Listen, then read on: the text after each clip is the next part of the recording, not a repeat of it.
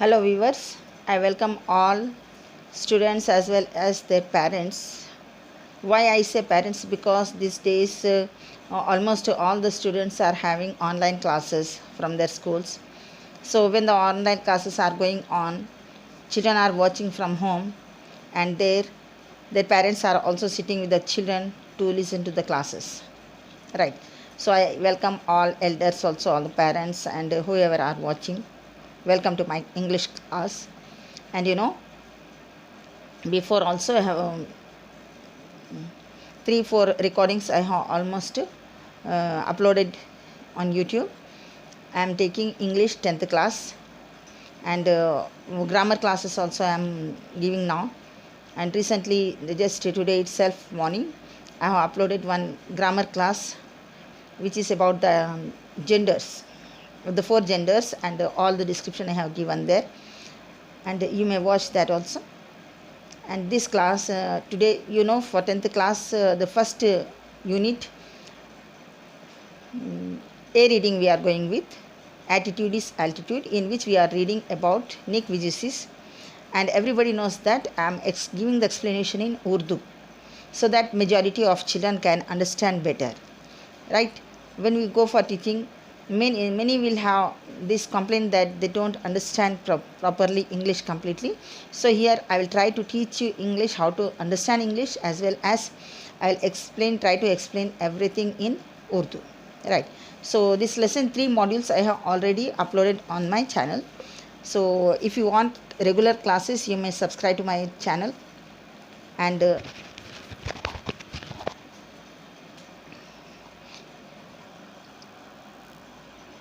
you may watch regularly my classes which I am uploading, particularly 10th class English, and soon I will be starting 9th and 10th, 8th, 9th and 10th English, as well as other subjects also I will try to explain you people here. Okay, so this is module 4, up to 3 module. First module was the introduction of the lesson. Second module, a little part of the lesson I have taught you people, first 5 paragraphs, and in third module the rest I have taken the next. Now today we are on page number 4. Children, if you are having your readers with you, you can open that and listen to that.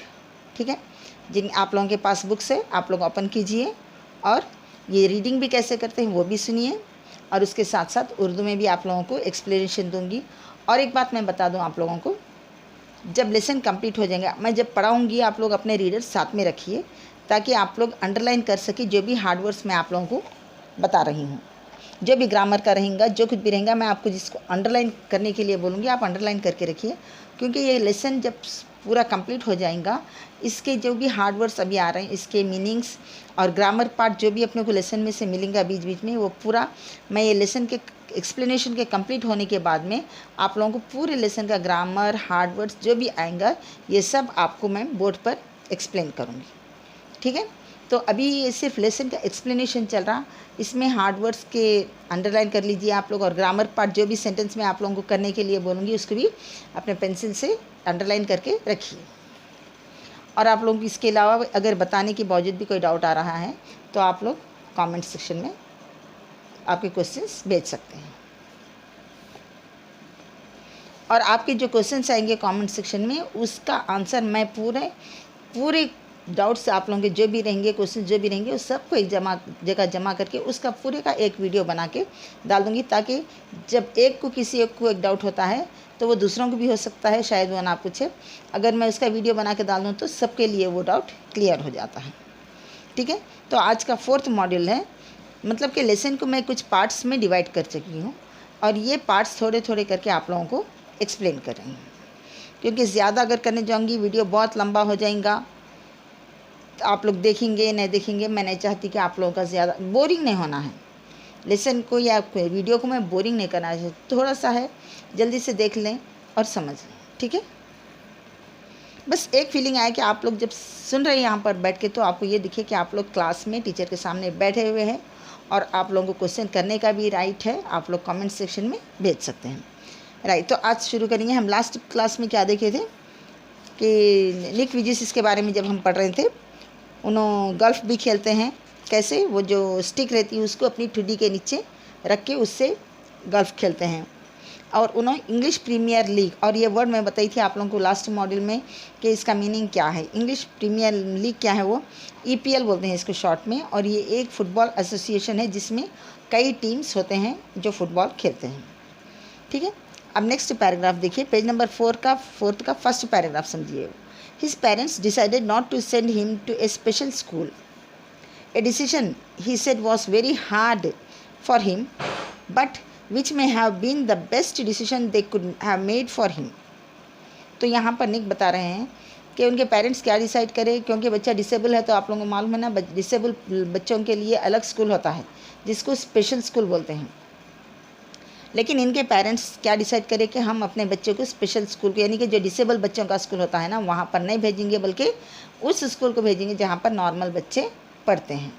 और ये क्या इतना आसान रहेगा, ऐसा इतना disable बच्चा एक नॉर्मल बच्चों के स्कूल में जाके पढ़ना आसान रहेगा? नहीं, सब बच्चे एक नॉर्मल तरीके से रहेंगे और ये एक डिसेबल रहेगा जिसके हाथा नहीं पैरा नहीं, एक अजूबा बन के रह जाएगा वो स्कूल में।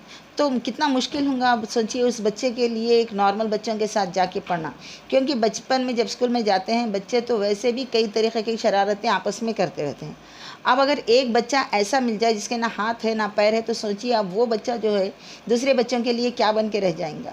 ठीक है, अब ये बच्चे को कितनी तरीके की कितने परेशानियाँ फेस करना पड़ेगा वहाँ पर दूसरे बच्चों से, ये बहुत मुश्किल था। लेकिन यहाँ पे नीच क्या बता रहे हैं, यहाँ पे मुश्किल बहुत था मेरे लिए, लेकिन but which may have been the best decision. न बोल रहे हैं कि ये मेरी ज़िंदगी के लिए, मेरे पेरेंट्स लिए सब बहुत ही सबसे बेहतरीन डिसीजन था। द बेस्ट, ये आप द बेस्ट को भी अंडरलाइन कर लीजिए। ये द बेस्ट क्या है, मैं आपको ग्रामर पार्ट में जब जाऊंगी ये समझाऊंगी। लेसन पूरा कंप्लीट एक्सप्लेनेशन होने के बाद में मैं बताऊंगी आप लोगों को। तो द बेस्ट इसको आप अंडरलाइन कर लीजिए। दे कुड हैव मेड फॉर मी, वो लोग मेरे लिए मेरी लाइफ में जो बेस्ट डिसीजन लिए थे ना, वो यही था कि मेरे को स्पेशल स्कूल को नहीं भेजा के नॉर्मल बच्चों के स्कूल को भेजने का डिसीजन लिए थे पेरेंट्स उनके। ठीक है, नेक्स्ट पैराग्राफ आइए। When Nick was born, his father was so shocked that he left the hospital room to vomit। तो क्या बोल रहे हैं यहाँ पे, जब निक पैदा हुआ तो जब उनके फादर, उनके वालिद अंदर आए देखने के लिए उनको, तो बच्चे को देखते ही ऐसे शॉक हो गया उनको कि क्या बोलते, एक सदमा ऐसा लगा कि देखते ही इसके कराहियत हुई पता नहीं, कि उन्होंने बाहर जाके क्या करे, वोमिटिंग करने लगे, ख़ै करने लगे, कि देखते ही बच्चे को उनको ऐसा महसूस हुआ। His distraught mother couldn't bring herself to hold him until he was 4 months old। अब उनकी माँ डिस्ट्रॉट का मीनिंग है परेशान, परेशान और अपसेट दो भी हो सकता है। परेशानी एक चीज़ है, फिर अपसेट होना, क्या है बच्चा ऐसा है, कैसा ऐसा है। वो माँ जो थी हमेशा जो परेशान रहती थी इनको लेके, जो अपसेट रहती थी, वो तकरीबन इन्हों 4 महीने के हुए तक इनको अपने गोद में उठा नहीं सके। His disability came without any medical explanation। और ये जो डिसेबिलिटी है ना, इसको मेडिकल फील्ड कुछ भी नहीं समझा सका कि ये वजह से ये ऐसा हुआ बोल के, कोई भी एक्सप्लेनेशन नहीं दे सका।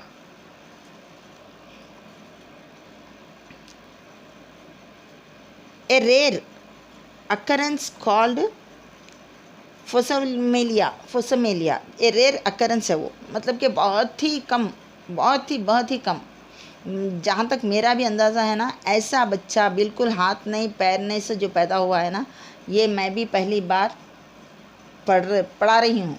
मैं जब पढ़ती थी ऐसे, मेरे पढ़ने के ज़माने में तो ऐसा कुछ भी नहीं था, ऐसे किसी भी इंसान के बारे में हम नहीं पढ़े थे।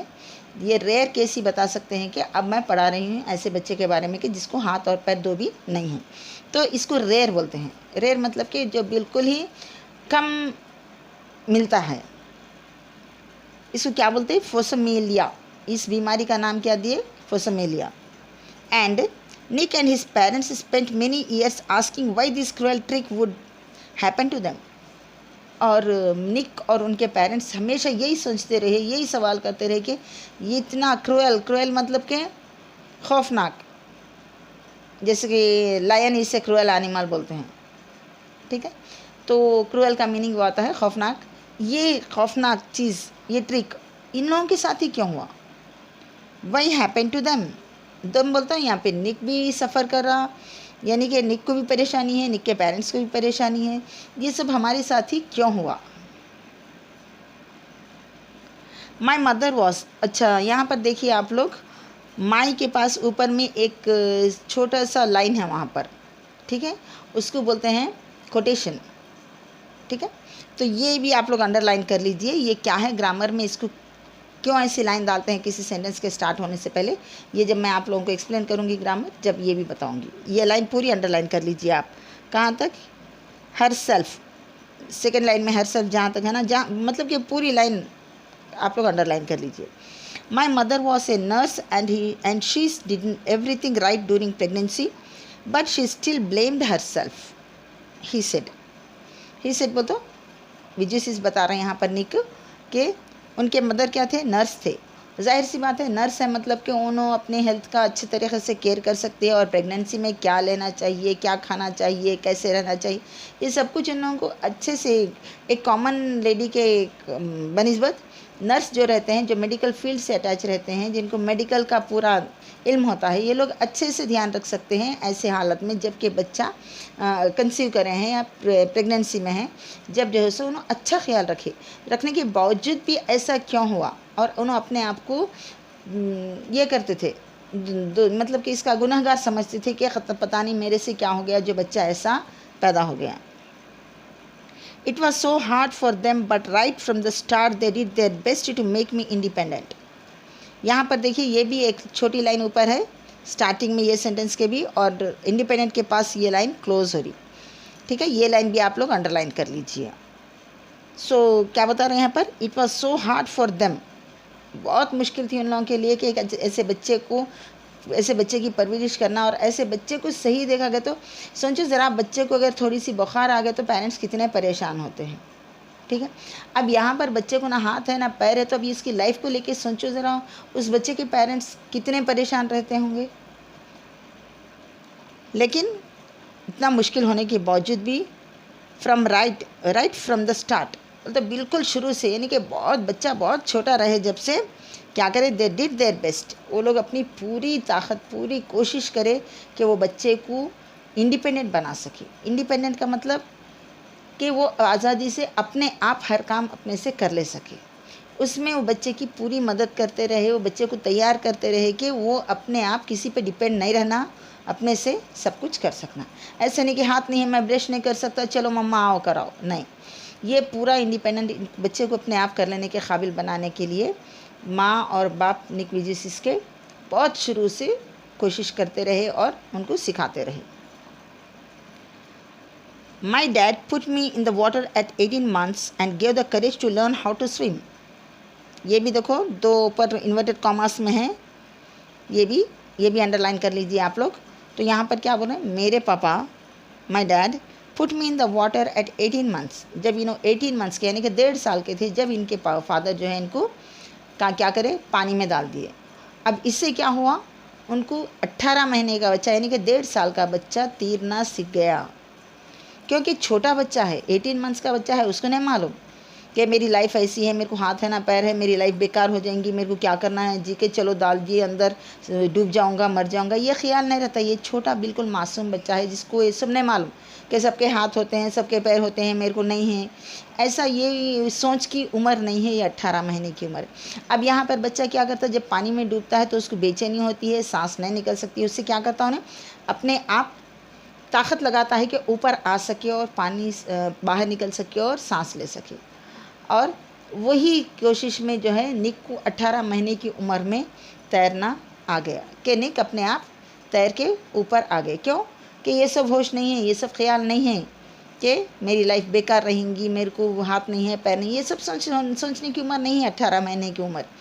इसलिए बच्चा क्या करता है? जब सांस लेने की परेशानी हो रही, लिहाजा सांस लेना कैसा? जब कोशिश करे उन्होंने पानी के ऊपर आ गए, इस तरीके से उनको तैरना आ गया। सोचिए ज़रा, 18 महीने का बच्चा तैरना सीख लिया। I also got really into football and skateboarding. अब फिर उसके बाद में क्या है उनके शौक़ क्या क्या होने लगे ज़रा बड़े हुए? तो फुटबॉल खेलना और स्केटबोर्डिंग भी आप लोगों को मालूम है और फुटबॉल भी आप लोगों को मालूम है। स्केटबोर्डिंग में यानी कि पहिए वाले बोट के ऊपर खड़े के पहियों से खड़े के लिए क्या था उनके पास?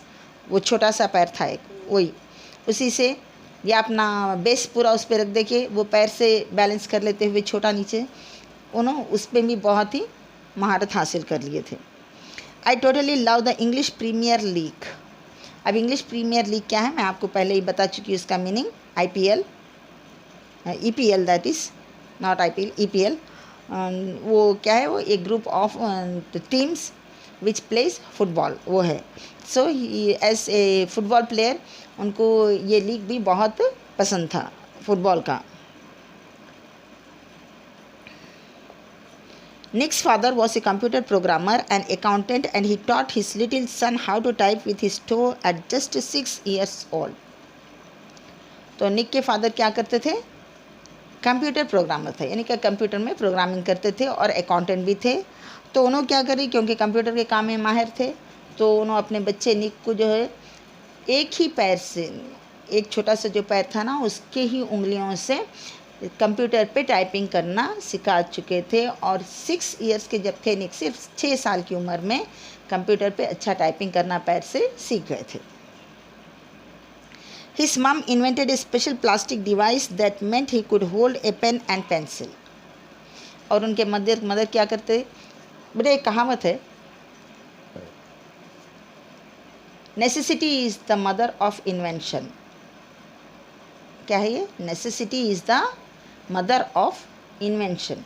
हम कभी भी कोई चीज़ भी ईजाद करते हैं, क्यों करते हैं, हमको ज़रूरत होती है उसकी, ठीक है, हमको ज़रूरत होती है उसकी, तभी हम किसी चीज़ को बनाते हैं, किसी चीज़ को तैयार करते हैं। तो यहाँ पर भी निक को क्योंकि ज़रूरत थी तो उनकी माँ क्या करे, एक नई चीज़ ईजाद कर दिए जिसके ज़रिए उन्होंने उसमें पेन या पेंसिल उठा के क्या करते थे, पकड़ सकते थे। एक ऐसा डिवाइस बनाए थे उनके मम्मी उनके लिए जिसकी मदद से उन्होंने पेन या पेंसिल को अच्छे से थाम सकते थे। Despite the risk of being bullied, his parents insisted Nick on attending mainstream school. Despite, यहाँ पे अंडरलाइन कर लीजिए, डिस्पाइट भी, the risk of being bullied मतलब कि लोग इंसल्ट करेंगे, लोग सताएंगे, बच्चे कुछ भी छुड़ाएंगे, बच्चे ढकेल के गिराएंगे चेयर में से, कुछ भी हो सकता है। ये सब मालूम रखने के बावजूद, डिस्पाइट मतलब कि बावजूद इसके कि सब मालूम है, क्या करें उनके पेरेंट्स, इंसिस्टेड यानी कि निक को समझाए मनाए कि आप नॉर्मल स्कूल, मेन स्ट्रीम मतलब कि जो आम बच्चे पढ़ते हैं, जो जनरली जो बच्चे जाते हैं पढ़ने के लिए, उसी स्कूल में पढ़ने के लिए इनको मना लिए। It was the best decision they could have made for me adds Nick. तो ये सब बोलते हुए ये भी बोल रहे हैं कि वो बहुत ही अच्छा डिसीजन था मेरे पेरेंट्स का जो मेरे लिए थे, कि बजाय मेरे को किसी स्पेशल या डिसेबल्ड बच्चों की, हैंडीकैप बच्चों के स्कूल में भेजने के बजाय ये लोग अच्छे बच्चों के स्कूल में मेरे को डालने के लिए मतलब अच्छे बच्चों के स्कूल में ही डालने के लिए प्रेफर करें। Who later achieved a degree in financial planning and real estate. अब यही स्कूल में पढ़ते हुए उन्होंने जब बढ़ते गए तो क्या करें, उन्होंने एक डिग्री भी ले लिए, क्या में, फाइनेंशियल प्लानिंग में डिग्री भी लिए, और रियल स्टेट भी कैसे करते हैं वो भी सीखे उसमें। तो इनका सब्जेक्ट क्या था डिग्री में, financial planning and real estate. It was very hard but it gave me independence. यहाँ पर इन्होंने बोल रहे हैं कि वो बहुत मुश्किल था, बेशक बहुत मुश्किल रहता है वो, लेकिन उससे मेरे को एक आज़ादी मिली। ठीक है, तो आज हम यहीं पर ख़त्म करते हैं। इसके बाद का अगले क्लास में आप लोगों को, यानी कि ये 4th मॉड्यूल है, 5th मॉड्यूल में फिर समझाऊंगी। कंटिन्यूसली देखते रहिए आप लोग। ये उर्दू में इसलिए एक्सप्लेन कर रही हूँ कि बहुत सारे बच्चे इंग्लिश टू इंग्लिश जो बताते हैं तो समझने में मुश्किल होती है, इसलिए ये आप लोगों को मैं उर्दू में एक्सप्लेन कर रही हूँ। कंटिन्यूसली देखते रहिए, इंशाल्लाह अगले क्लास में फिर अगले वीडियो में मैं इसका कंटिन्यूएशन लेंगे। ठीक है, जब तक बाय, टेक केयर।